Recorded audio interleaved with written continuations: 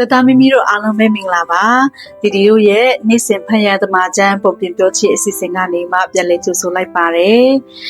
ဒီတစ်ပတ်မှာတော့ဒီတို့ကပေါ့နော်အရင်တစ်ပတ်ကပြောခဲ့တဲ့အတိုင်းပဲတသားတို့ကိုပုံပြင်ပြောပြမယ်ဆရာမချောချောလေးတယောက်ကိုခေါ်ဖိတ်ထားပါတယ်ဘယ်သူဖြစ်မလဲဆိုတာအားလုံးပဲစောင့်မျှော်ကြည့်ရှုပေးကြပါဦးနော်တသားမိမိတို့ကိုပုံပြင်ပြောပြမယ်ဆရာမချောချောလေးကတော့ဆရာမမားစီပဲဖြစ်ပါတယ်ဆရာမမားစီကနေမှဒီတစ်ပတ်တသားမိမိတို့ကိုပုံပြင်ပြောပြပေးသွားမှာဖြစ်ပါတယ်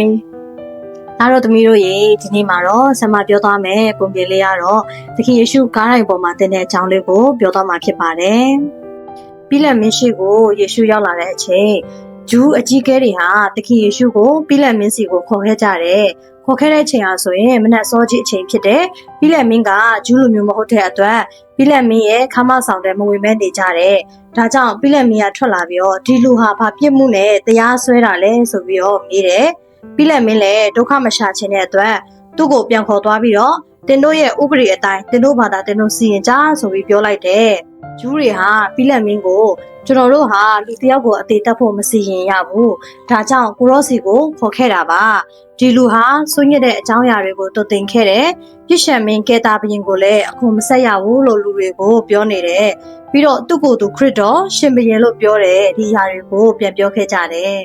လူအုပ်ကြီးစီကိုထွက်သွားပြီးတော့ဒီလူမှာဘာအပြစ်မှမတွေ့ဘူးလို့ပြောလိုက်တယ်ဒါပေမဲ့လူအုပ်ကြီးဟာဒီလူဟာနေရာအနှံ့မှာရှိတဲ့လူတွေကိုရောဂါလိလဲပြည်ကအစအဲ့ဒီနေရာအထိလူတွေကိုလုံးဆော်နေတယ်လို့ကျေလောင်တဲ့အတန်နဲ့အော်ပြောကြတယ်ပြလက်မင်းကလည်းဂါလိလဲဆိုတဲ့အတန်ကိုကြားလိုက်တာနဲ့ဒီလူဟာဂါလိလဲကလာတာလားလို့မေးလိုက်တယ်သူတို့ကဟုတ်ကြောင်းပြောတဲ့အတွက်ပြလက်မင်းကဂါလိလဲပြည်သားတွေဟာဟေရုမင်းရဲ့အုပ်ချုပ်မှုအောက်မှာပဲသူလည်းအခုယေရုရှလင်မြို့မှာရောက်နေတယ်သူ့စီကိုဒီလူကိုပို့လိုက်ပါလို့ပြောလိုက်တယ်အဲ့ဒီနောက်သခင်ယေရှုလည်းပြလက်မင်းယုံကနေဟေရုမင်းနန်းတော်ကိုရောက်သွားပြန်တယ်ဒီဟေရုမင်းဟာဆိုရင်နှစ်ရှင်းဆရာယောဟန်ကိုထောင်ချတယ်ပြီးတော့ဦးကောင်းဖြတ်ပြီးတော့ကပြတဲ့မင်းကလေးတွေကိုပေးတဲ့ဟေရုမင်းဖြစ်တယ်ဟေရုမင်းကသခင်ယေရှုကိုတွေ့တော့တိတ်ဝမ်းသာသွားတယ်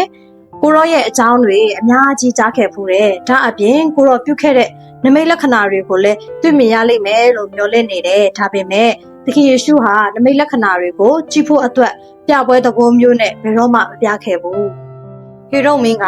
သခင်ယေရှုဘာအမှားမှမပြုတ်ကြောင်းသိတဲ့အတွက်ကိုရောကိုတရားစီရင်မှာတော့မဟုတ်ဘူးသူ့ရဲ့တပ်သားတွေက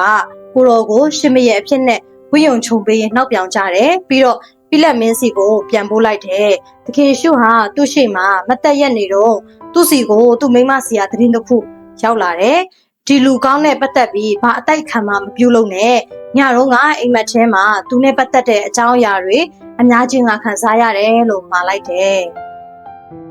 ဒါနဲ့ပြလက်မင်းလည်းသခင်ယေရှုကိုလဝါကားတိုင်းမှာတင်တက်ဖို့အမိန့်ပေးလိုက်ရတော့တယ်ယောမစစ်သားတွေလည်းသခင်ယေရှုကိုထပ်မံရိုက်နှက်ပြီးမြို့ပြင်ကိုခေါ်ထုတ်သွားကြတယ်ဂျူးဘာသာနဲ့ဆိုရင်ဂေါလာဂေါတာယောမဘာသာနဲ့ဆိုရင်ကရနီလို့ခေါ်ပြီးနှစ်ခုစလုံးဟာဦးခေါင်းခေါ်အရန်လို့အဓိပ္ပာယ်ရတယ်အဲ့ဒီနေရာရောက်တော့ခေါ်သွားကြတယ်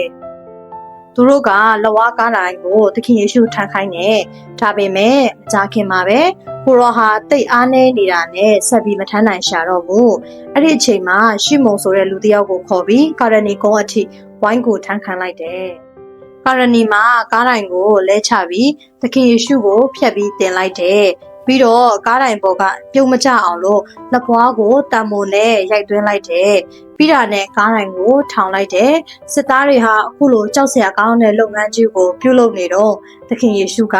အိုးအဖသူတို့ဘာလုပ်နေလဲဆိုတာသူတို့မသိကြတဲ့အတွက်သူတို့အပြစ်ကိုခွင့်လွှတ်တော်မူပါလို့ဆုတောင်းပေးရှာတယ်